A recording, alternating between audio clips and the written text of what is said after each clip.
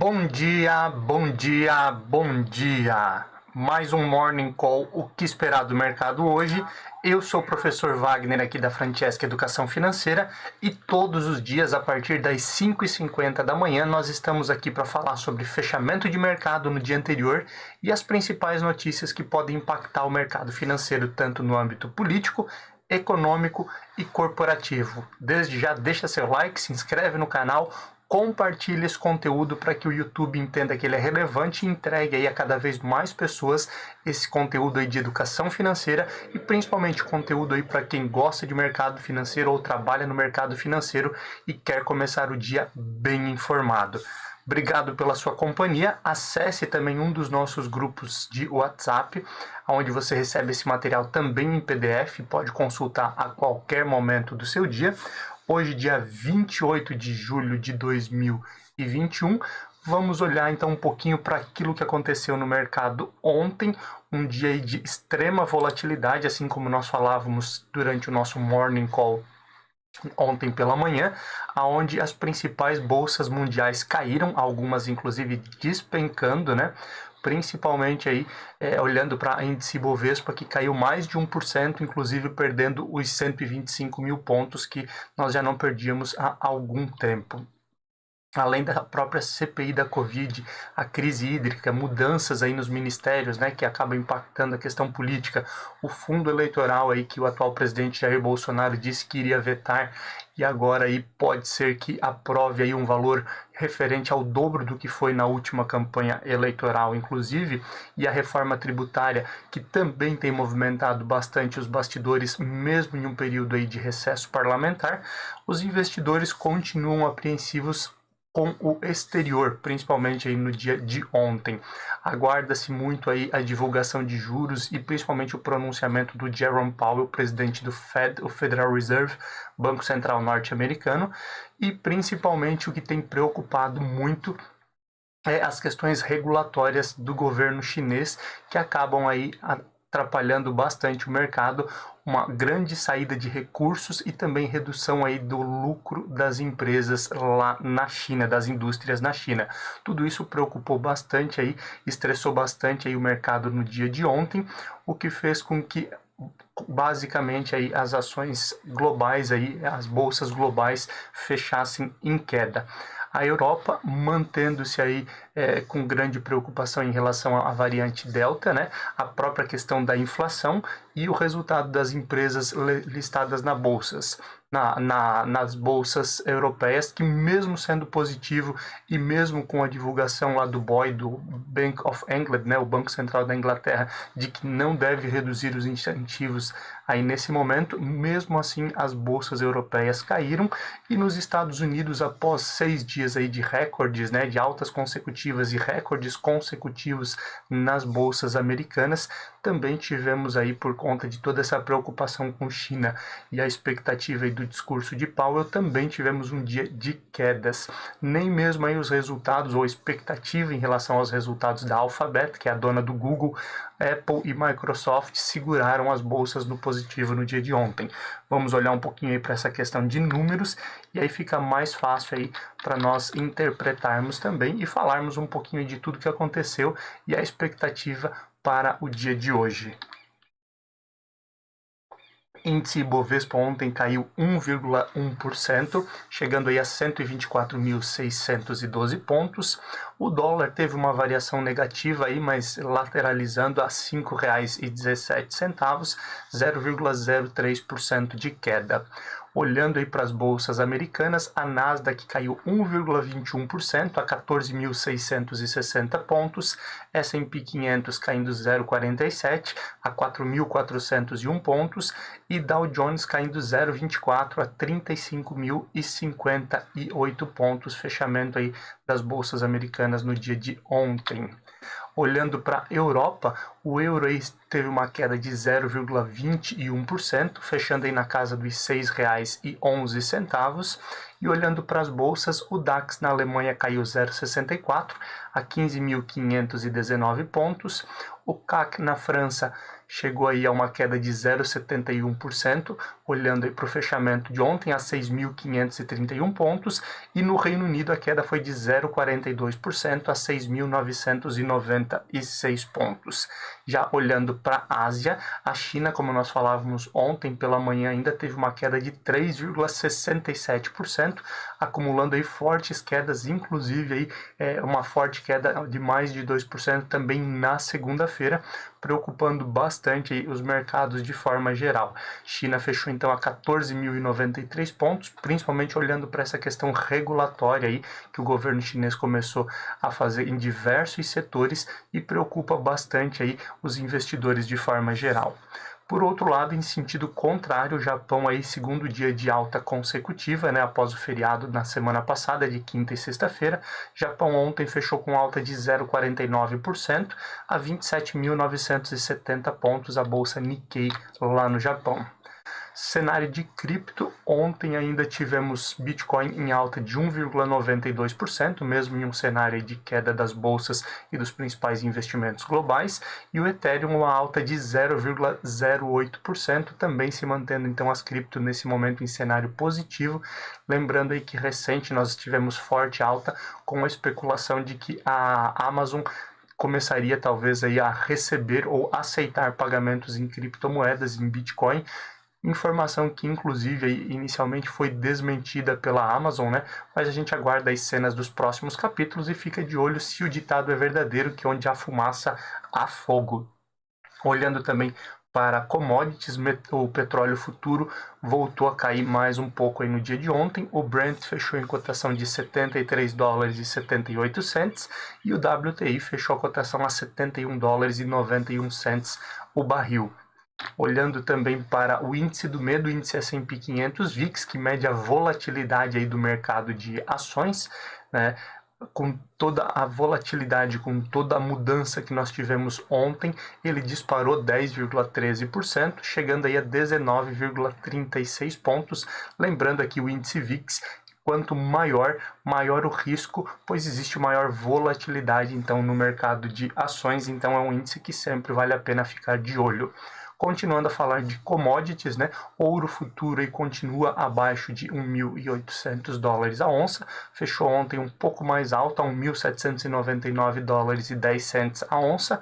Alumínio futuro também teve uma nova queda, fechando aí a $2.486,50 a tonelada, e o ferro refinado aí, olhando para ferro futuro, fechando aí a $214,99, também aí com toda a volatilidade que nós tivemos nos últimos dias, mas se mantendo aí muito próximo das máximas históricas, olhando aí para minério de ferro.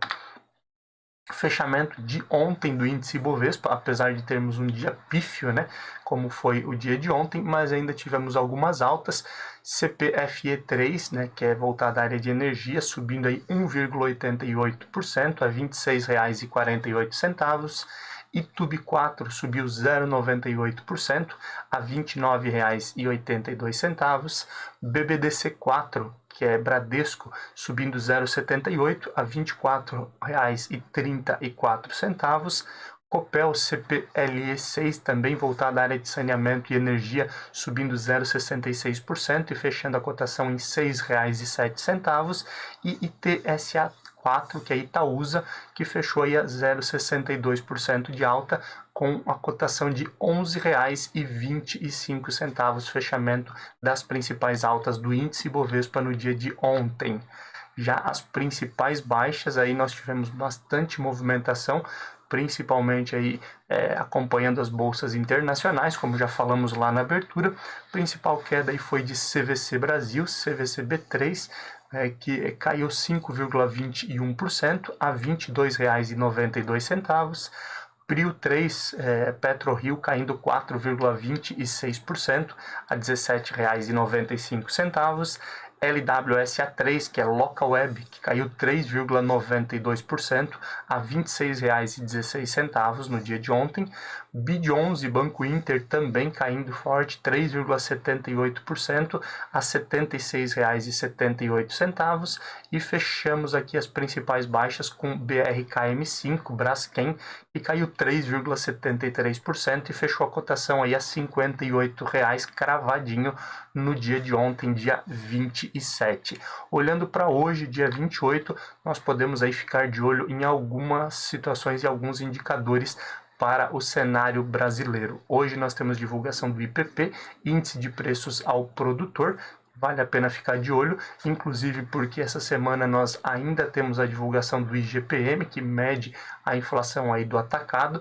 Então, muito desse índice de preços ao produtor vai impactar aí no indicador de IGPM, então já é uma boa prévia também nesse sentido. Fluxo cambial estrangeiro, nós também temos essa informação, esse indicador hoje, principalmente aí após algumas divulgações de saída muito forte de recursos no país e entrada de investimentos direto abaixo dos últimos meses, que a gente vai falar ainda durante o nosso Morning Call. Então vale a pena ficar de olho nesses dois indicadores aqui no Brasil. Já olhando para o exterior, nós podemos ficar de olho em alguns pontos específicos, a confiança do consumidor na Alemanha e também na França. Esses dois indicadores já foram divulgados nas primeiras horas do dia aqui no Brasil, e a confiança do consumidor tanto na Alemanha quanto na França vieram abaixo da expectativa, caíram em relação à expectativa e em relação a meses anteriores, o que volta a ser uma leve preocupação, né, olhando para a retomada econômica aí da Europa como um todo, principalmente quando trazemos aí a confiança do consumidor alemão, visto que a Alemanha aí acaba sendo sobrepujante aí em relação aos demais países, né? E automaticamente ela é uma referência em relação aí à retomada para a Europa como um todo. E olhando para o outro lado para outro continente, né? Olhando aí para Estados Unidos, hoje nós podemos ficar de olho aí na declaração do FOMC, né? Que é basicamente o Copom lá dos Estados Unidos, que vai falar aí sobre a taxa de juros, a definição sobre taxa de juros. Não existe nenhuma grande perspectiva de mudança em relação à taxa de juros para esse momento lá nos Estados Unidos, mas a declaração especificamente aí é a forma como será o pronunciamento de Jerome Powell e dos demais membros aí pode dar muito direcionamento para os próximos passos aí do Federal Reserve. E depois nós também temos nesse mesmo caminho a coletiva aí com perguntas e respostas também do FOMC, então vale a pena ficar de olho nesses indicadores no dia de hoje. Olhando um pouquinho para cenário político, na CPI da Covid, o deputado Luiz Miranda, né, em entrevista a mídias, né, um jornal, disse que o irmão dele, que é servidor do Ministério da Saúde e que inclusive teria alertado o presidente Jair Bolsonaro sobre as irregularidades ou as possíveis irregularidades aí em relação ao contrato lá da Covaxin, diz que teria, então o irmão dele teria contado também a um delegado aí da Polícia Federal sobre a pressão para a compra das vacinas que estava acontecendo aí durante aquele momento, lembrando que esse é um dos pontos que a CPI tem investigado, né? Um deles a gente já falou ontem, falamos dos dois na verdade, o fato de necessitar de um intermediador, que inclusive ganharia aí um bom valor de comissão por essa intermediação única e exclusivamente, e também o fato de haver uma pressão muito grande para assinar logo os contratos aí de compra das vacinas. Então tudo isso aí também tem sido investigado e esse é um ponto aí que pode trazer desdobramentos por conta aí dessa fala aí do deputado Luiz Miranda no dia de ontem. O TCU, Tribunal de Contas da União, descarta aí um ataque cibernético, né, ao aplicativo da Covid e contraria a versão do Eduardo Pazuello lá na CPI também. Eduardo Pazuello, só lembrando o caso, no app da Covid-19 falava-se ali sobre o tratamento precoce, né, com cloroquina, ivermectina, entre outros, mas tinha ali informações de tratamento precoce. O Eduardo Pazuello, ex-ministro da Saúde, disse que nunca foi colocada essa informação e que aquilo ali seria então um ataque cibernético em relação àquela informação que tinha no app da Covid-19. a investigação do Tribunal de Contas da União contraria, né, descarta esse ataque aí então ao aplicativo e contraria essa versão de Eduardo Pazuello, trazendo também aí novos desdobramentos, né, principalmente aí por tudo que já tem acontecido na CPI da Covid e outros pontos contraditórios aí, inclusive aí em relação a Eduardo Pazuello.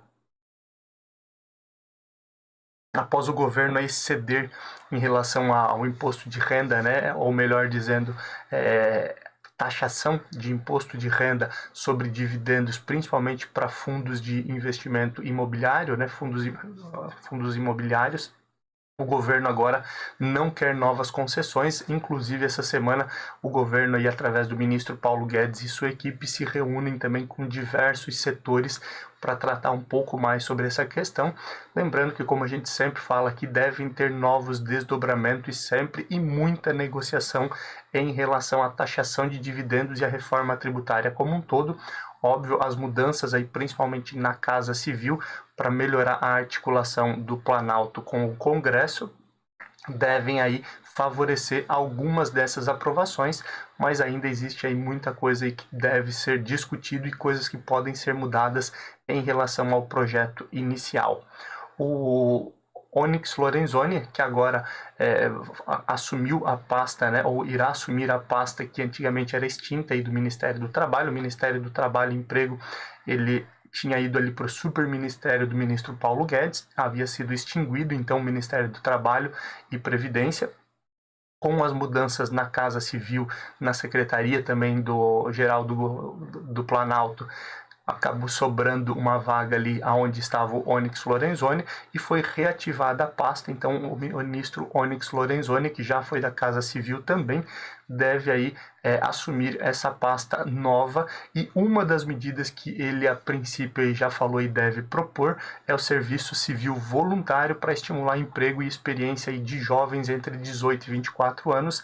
A ideia aí, principalmente aí durante e pós-pandemia, aí no momento de retomada econômica, que esses jovens que participem aí desse projeto aí de serviço civil voluntário, eles trabalhem sem vínculo empregatício para aprender, obviamente, uma função. Eles receberiam um valor, mas trabalhariam aí um período aí sem um registro específico, sem vínculo empregatício, com o objetivo também de ganhar experiência e também promover emprego, renda e retomada econômica, nas palavras aí do Onyx Lorenzoni.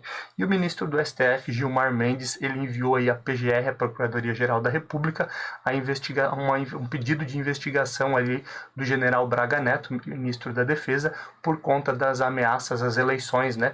Aquilo que a gente já falava desde a semana passada, a possível ameaça dele para Arthur Lira de que não haveriam eleições em 2022 se não for aprovado o voto impresso, e isso ainda deve trazer diversos desdobramentos aí no âmbito político. Olhando aí um pouquinho para a questão econômica, preocupações aí com a regulação lá no governo chinês, né, levam as bolsas a despencar. A gente já falou um pouquinho sobre isso ontem, falamos também aí na abertura do nosso Morning Call, mas essas medidas do governo chinês têm feito aí com que muitos investidores tenham tirado seus recursos da China como um todo, apesar de muitos especialistas ainda dizerem que existe oportunidade e empresas baratas aí para se investir na China, de ser um mercado aí que favorece a diversificação de investimento. Muitos investidores têm se preocupado então com esse movimento, e inclusive aí vimos quase 8% de queda, olhando aí para 2 dias basicamente aí da bolsa chinesa, e isso afetando também outros países e outras bolsas ao redor do mundo. Isso também é algo que deve continuar no radar para hoje e para os próximos dias. O receio de inflação aqui no Brasil tem mantido aí os investidores buscando ativos atrelados ao IPCA. No mês de junho e início aí do mês de julho, os principais títulos públicos federais aí que foram buscados pelos investidores foram títulos atrelados então à inflação. Óbvio, com a perspectiva aí de um possível aumento, e um aumento até mais arrojado na taxa Selic na próxima semana, na reunião do Copom, pode favorecer aí investimentos em Tesouro Selic, mas obviamente o receio da inflação ainda tem preocupado bastante os investidores, inclusive com a divulgação aí do INCC, Índice Nacional da Construção Civil, que no mês de julho subiu 1,24% e deve impactar também o IGPM, né, trazendo aí num futuro um pouco mais de preocupação em relação ao IPCA, que é a inflação. Lembrando, o IGPM é do atacado, é a inflação aí que afeta principalmente aí a indústria de forma geral, né?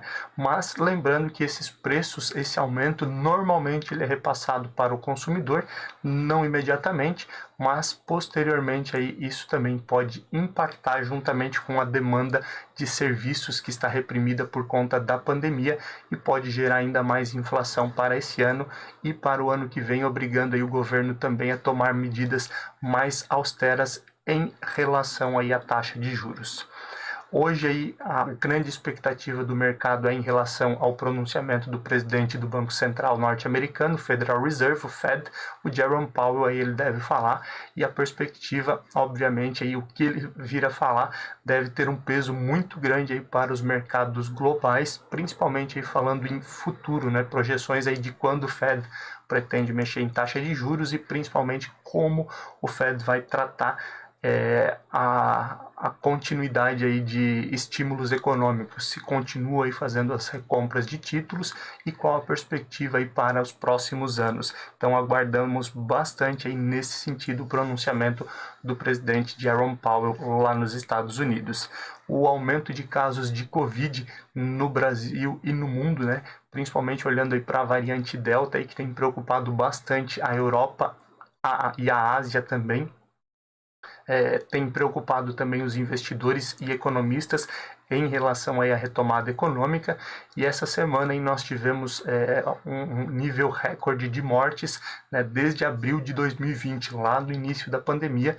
Isso acaba então preocupando bastante, principalmente em um momento ainda que nós vemos em diversos países muitas pessoas não indo se vacinar, não indo tomar a segunda dose da vacina. A gente já falou um pouco sobre essas ações aqui na semana passada, aqui no nosso Morning Call, e isso também acaba preocupando essa retomada juntamente aí com a variante Delta, que é uma variante aí que ela contamina muito mais, e lembrando que a imunização é uma das poucas formas aí para amenizar o risco de morte em relação à Covid-19. E o investimento direto no Brasil caiu cerca de 96% no mês de junho, né? Então também é um dado importante que corrobora a gente ficar de olho aí também no fluxo cambial estrangeiro que é divulgado hoje aqui no Brasil. Esse investimento direto ele caiu obviamente por conta de todo o cenário político aí que nós vivemos aí no mês de junho, né?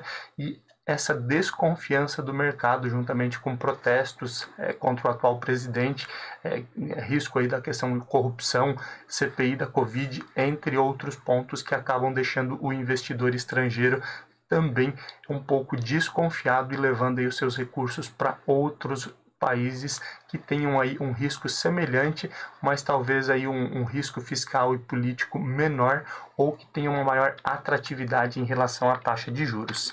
Olhando um pouquinho para cenário corporativo, então, o Banco Central do Brasil aprovou aí no dia de ontem a cisão do Itaú e da XP. Lembrando, o Itaú é um dos principais acionistas aí da XP.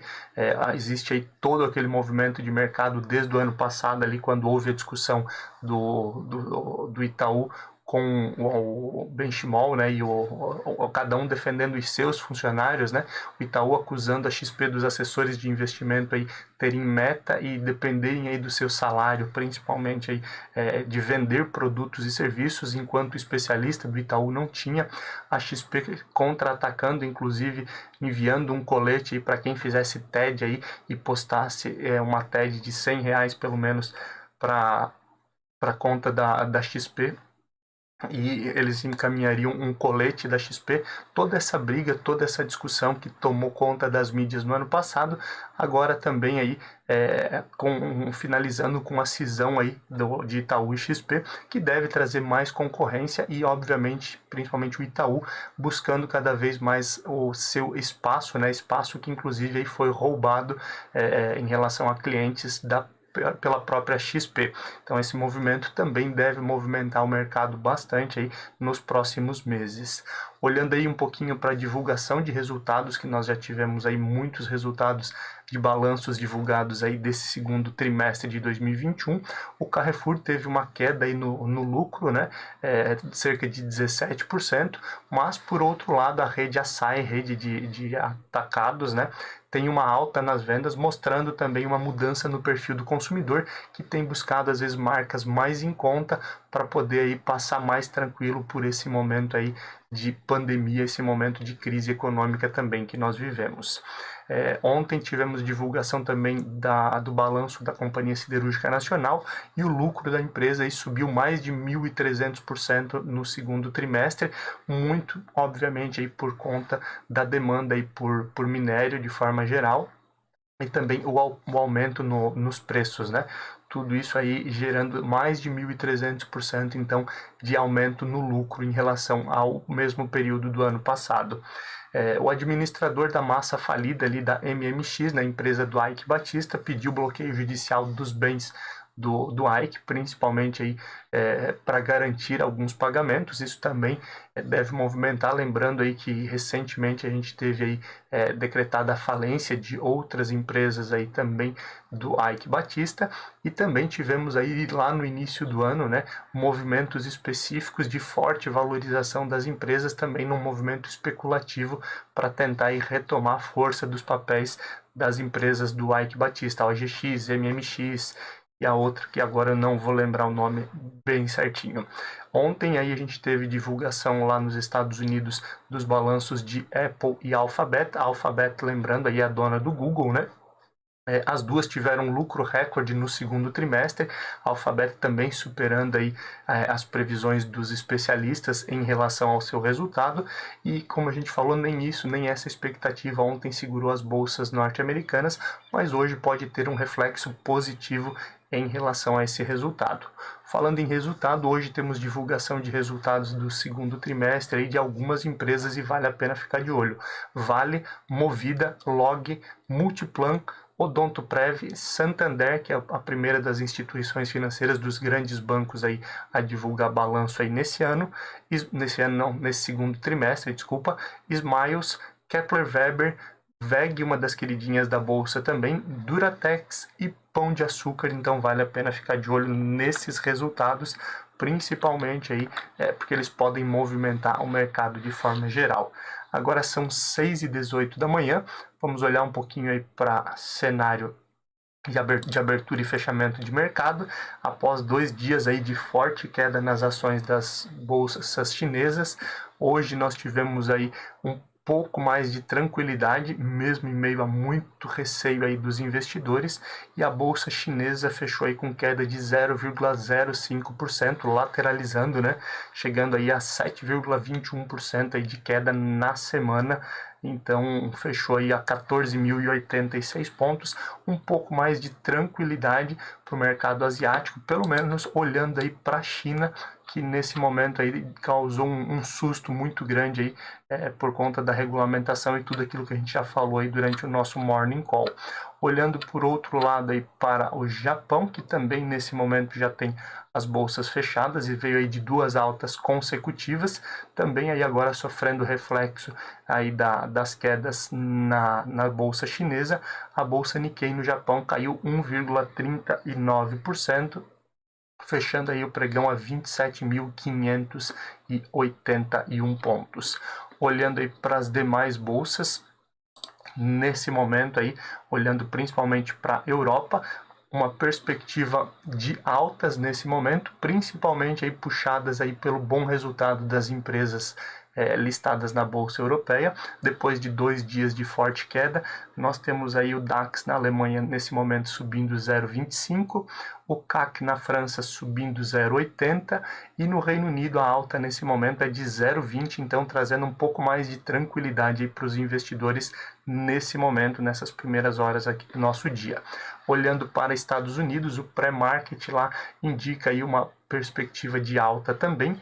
Dow Jones nesse momento ela está no 0 a 0, S&P 500 subindo 0,20 e Nasdaq subindo 0,25, então a perspectiva é de um dia mais tranquilo, óbvio, ainda com volatilidade, principalmente com expectativas aí em relação ao discurso e as informações vindas do FOMC, lá da reunião do Copom, basicamente, dos Estados Unidos, né?